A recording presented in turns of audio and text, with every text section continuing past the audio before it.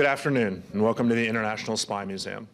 My name is Vince Houghton. I'm the historian at the Spy Museum, and it's my great pleasure to bring to you today a prolific author, a biographer, Kai Bird, who I have been following on a personal note for the length of my short academic career.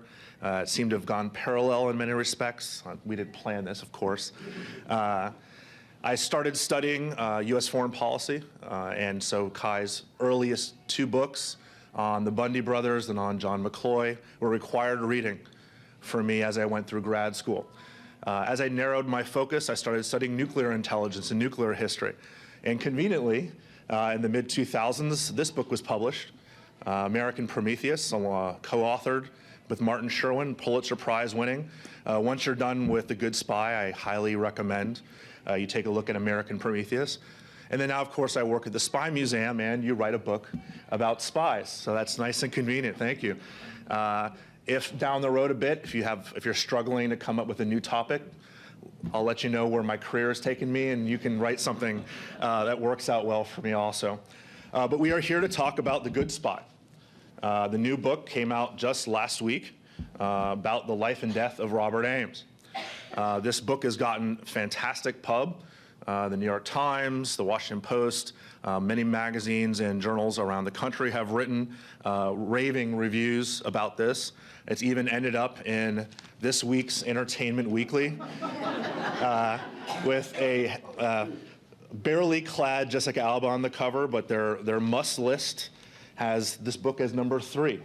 Behind the Rock and Roll Hall of Fame and Mariah Carey's new album. So I don't know if that means you've made it in the world or not, but I expect that this book's going to do very well, and it should. This is a fascinating study of a man that very few people know about. The name Ames certainly is known in intelligence circles, but for all the wrong reasons. The infamous Aldrich Ames is the only time people really know that name. And I think if it wasn't for this book, the man Robert Ames would have been long forgotten. Maybe not by many of you here who possibly knew Ames. But for most of the public, it's just not someone that is on the tip of everyone's tongue, and mainly because he didn't get the chance himself to write his memoir down the line, as so many have done in the past. I'm not going to steal a lot of your thunder, but I think this book is a must-read for intelligence aficionados like myself, but also for the general public. To understand a time when the CIA and the intelligence community was doing pretty amazing things around the world, and at a time when most public perception of the agency, the American intelligence community, has been negative. This is a chance to really look at and understand that the men and women who are doing intelligence work around the world for the United States really have the best interests of America at heart. And so without further ado, Mr. Kai Bird.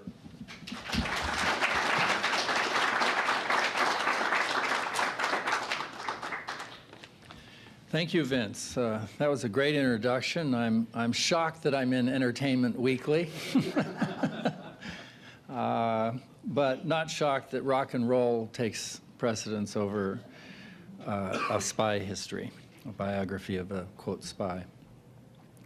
I'm going to begin back in September 1993, when Frank Anderson, then the chief of the DO, Directorate of Operations for the Near East and South Asia, was driving to work here in Washington, and he was a little uneasy, although he should have been happy and knew that this should have been a good day for him, because Frank had spent his whole career on the Middle East, as you know, a very war-torn, troubled neighborhood. And that day, Yasser Arafat was scheduled to shake hands with Israeli Prime Minister Yitzhak Rabin on the White House lawn. Peace had finally come to the troubled Middle East.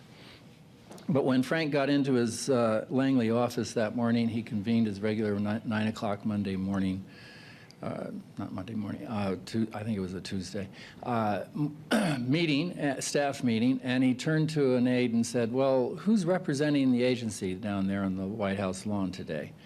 A phone call was made, and the answer was apparently no one. And so Frank turned to his staff and he said, well, let's go visit our dead.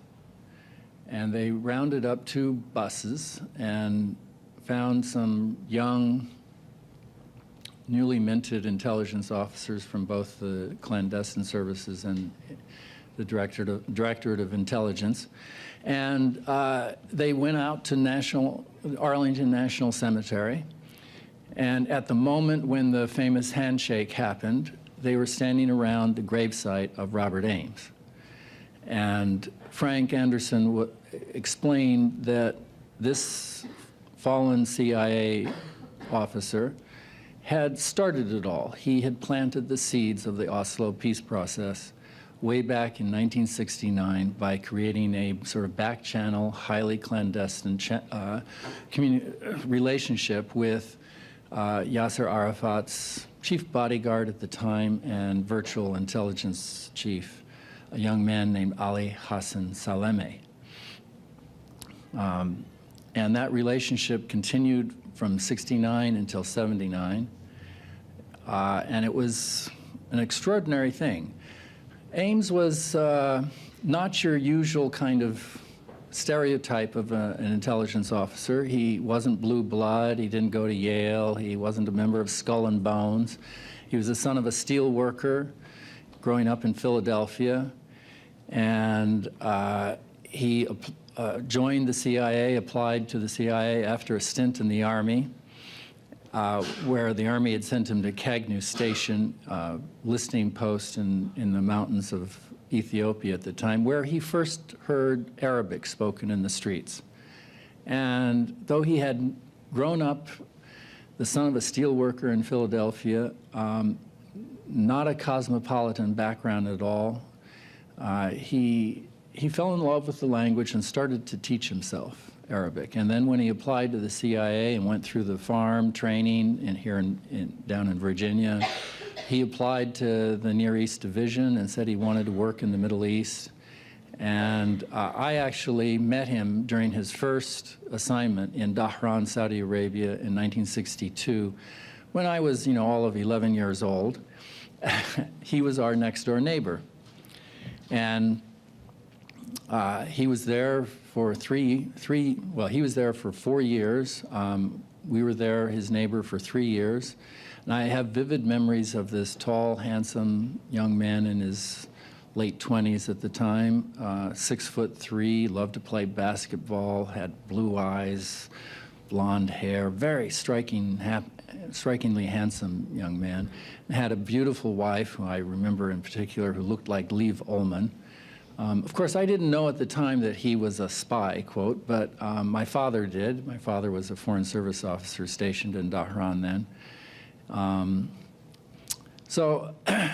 But years later, I read about his tragic death in Beirut in 1983 in the first truck bomb attack on a U.S. embassy. And I then realized who he was, and I'd always been curious about his career. Anyway, when I got into the book, I discovered that really the